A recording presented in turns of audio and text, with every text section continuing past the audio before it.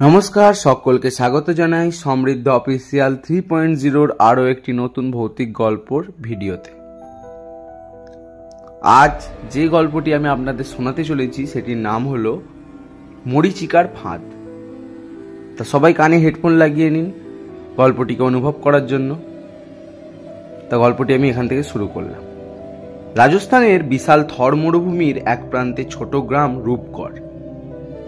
বালির ঢিপি আর কাঁটা ঝোপের ভরা এই গ্রামের দিনের বেলায় তাপমাত্রা 50 ডিগ্রি সেলসিয়াসের ওপরে চলে যায়। তবে রাতের মরুভূমি তার আসল রূপ ধারণ করে। ঠান্ডা বাতাস, জোনাকির মতো জ্বলতে থাকা বালির কণা এবং তার দূর থেকে ভেসে আসা হাওয়ার ফিসফিসানি এক অন্য রকম রহস্যময় পরিবেশ তৈরি করে। রাহুল একজন প্রত্নতত্ত্ববিদ। এই গ্রামেই এসেছে একটি প্রাচীন মন্দির খোঁজে, যা নাকি 1000 বছর আগে বালির নিচে চাপা পড়ে গেছে। গ্রামের লোকেরা তাকে সেই মন্দিরের দিকে না যেতে সতর্ক করল। তারা বলেছিল এই মন্দিরের চারপাশে জিনের আস্তানা, বিশেষত অমাবস্যার রাতে নাকি সেখানকার বালি থেকে এক ভয়ঙ্কর নারী মূর্তি বেরিয়ে আসে। কিন্তু রাহুল কুসংস্কার বিশ্বাস করত না। সে গ্রামের প্রবীণদের কথায় কান না দিয়ে তার জিপ নিয়ে মন্দিরের দিকে রওনা দিল।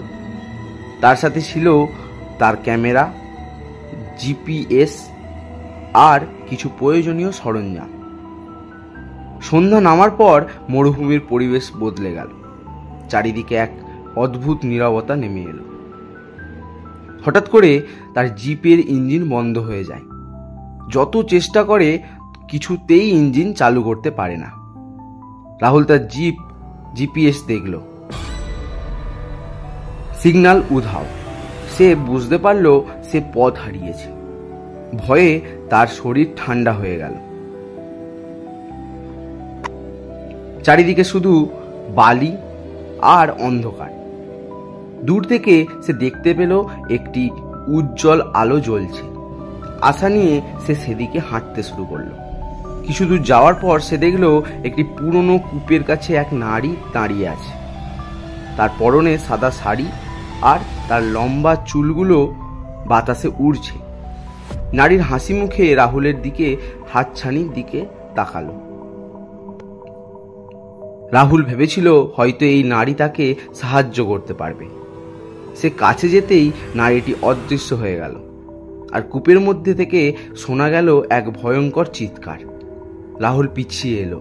কিছুক্ষণ সে তার পেছনে আর দুটি কালো ছায়ামূর্তি দেখতে পেল। ছায়াগুলো দেখতে অনেকটা মানুষের মতো, কিন্তু তাদের চোখে জ্বলছিল আগুনের মতো। রাহুল দৌড়াতে শুরু করলো। সে দেখতে পাচ্ছিল যে সেই মরীচিকার ফাঁদে পড়েছে সে যত দৌড়াচ্ছিল ছায়াগুলো তত দ্রুত তার কাছে আসছিল। সে শেষ পর্যন্ত দৌড়ে একটি প্রাচীন মন্দিরের কাছে পৌঁছালো। মন্দিরের চারপাশে কিছু পুরনো গাছ ছিল, যা থেকে অদ্ভুত এক গন্ধ বের হচ্ছিল। সে মন্দিরের ভেতরে ঢুকে পড়ল। মন্দিরের ভেতরে ছিল অসংখ্য পুরনো দেবদেবীর মূর্তি আর এক কোণে কিছু পোড়া মাটির পাত্র।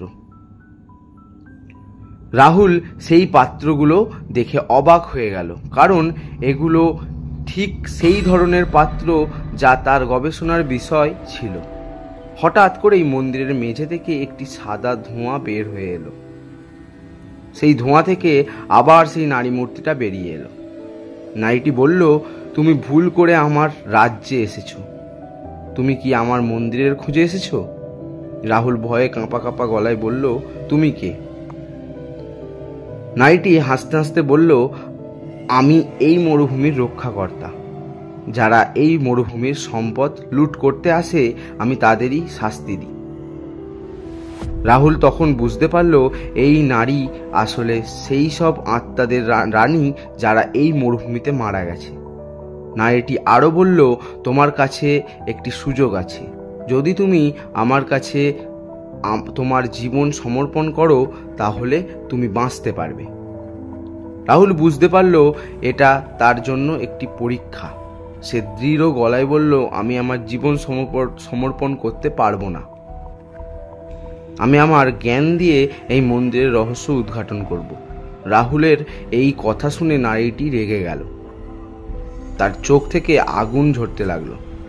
তখনই হঠাৎই মন্দিরের ভেতর থেকে একটি বিশাল বালির ঝড় উঠল। সেই ঝড়ের মধ্যে হাজার হাজার কালো ছায়ামূর্তি রাহুলকে ঘিরে ধরল। রাহুল জ্ঞান হারালো। যখন তার জ্ঞান ফিরল, তখন সে নিজেকে তার গাড়ির পাশে বালির ওপরে পড়তে দেখল। তখন ভোর হয়ে গেছে।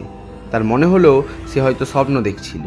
কিন্তু যখন সে তার গাড়ির ভেতরে ক্যামেরার আর জিপিএস খুঁজতে লাগলো, তখন সে দেখলো দুটোই নেই।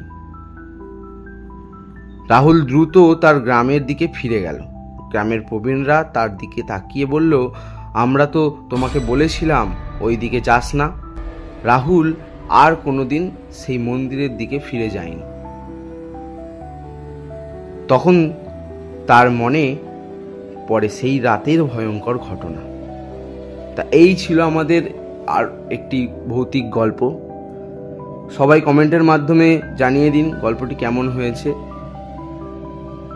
সবাই ভিডিওটিকে একটি লাইক করে চ্যানেলটিকে সাবস্ক্রাইব করে বেল আইকনটিকে অলে প্রেস করে দিন। আমাদের চ্যানেলটাকে আরও বাড়িয়ে তোলার জন্য, আমাদের সদস্য সংখ্যা আরও বাড়িয়ে তুলুন আপনারা।